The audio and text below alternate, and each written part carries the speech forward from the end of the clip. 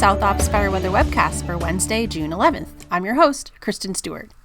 June gloom is in full swing this week as a deep marine layer remains in place. Once again, low clouds have spread across the coastal plains and over portions of the lower coastal slopes. Onshore flow remains fairly strong today, so clearing is likely to be sluggish closer to the coastline, but the valleys should clear by late this morning.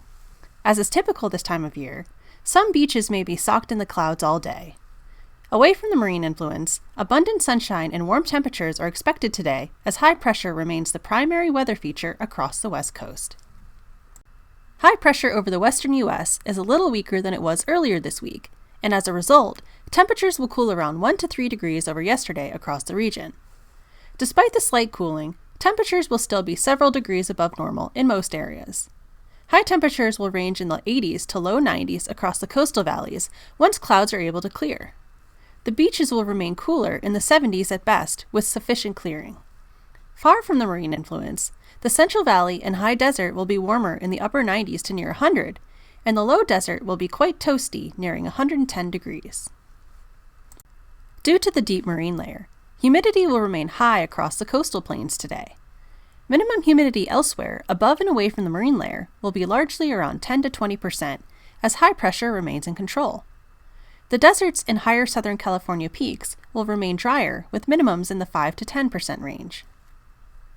With strong onshore flow remaining in place, enhanced westerly breeziness is expected to continue this afternoon and evening across the deserts and adjacent slopes, as well as portions of the central coast.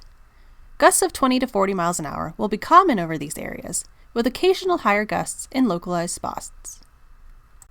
Through at least the next 7-day period, fairly persistent high pressure will be the main driver of our weather pattern. A Pacific trough will likely serve to briefly weaken the high pressure and shift it eastward late this week, giving way to a little cooling, but it will not bring any significant changes to the weather. Most model guidance indicates that high pressure is likely to re-strengthen over the desert southwest this weekend, but then confidence diminishes early next week. Some models are indicating that a weak area of low pressure may move overhead early next week, but there is uncertainty as to what that might look like, though it is highly likely that it will not bring any significant impacts. So overall, the pattern will continue to encourage persistent and steady westerly flow, along with dry conditions and warm temperatures.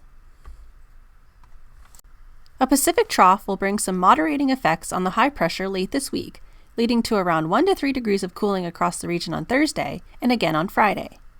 Despite the slight cooling, temperatures will remain quite warm, with highs still in the 90s for most valleys. The marine layer will remain deep and keep the coastal areas much cooler, with 70s near the beaches and 80s farther inland. Little change in temperature is expected this weekend into early next week, though some minor warming is likely this weekend with the high pressure re-strengthening. The overall trend in humidity is also expected to remain mostly persistent through the period. The marine layer will remain quite deep and keep higher humidities in place south and west of the coastal slopes. Minimum humidity elsewhere, above and away from the marine layer, will be largely around 10 to 20% each day. The deserts and higher Southern California peaks will remain drier, with minimums in the 5 to 10% range.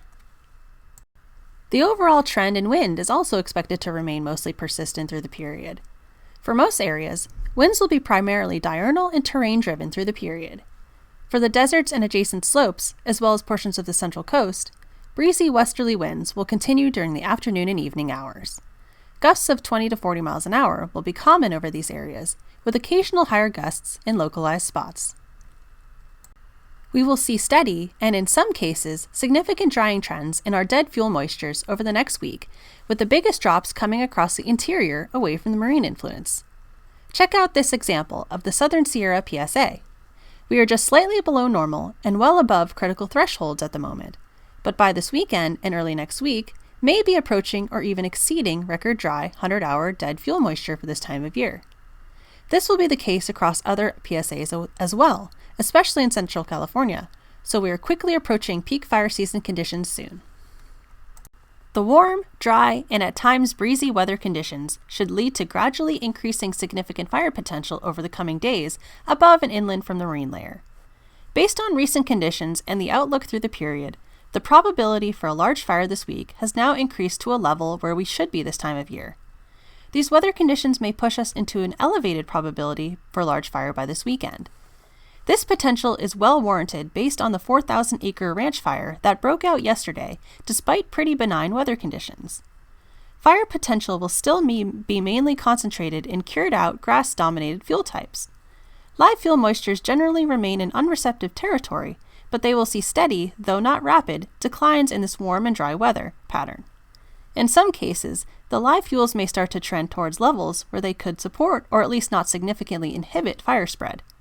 Expect generally moderate initial attack activity to continue through the period.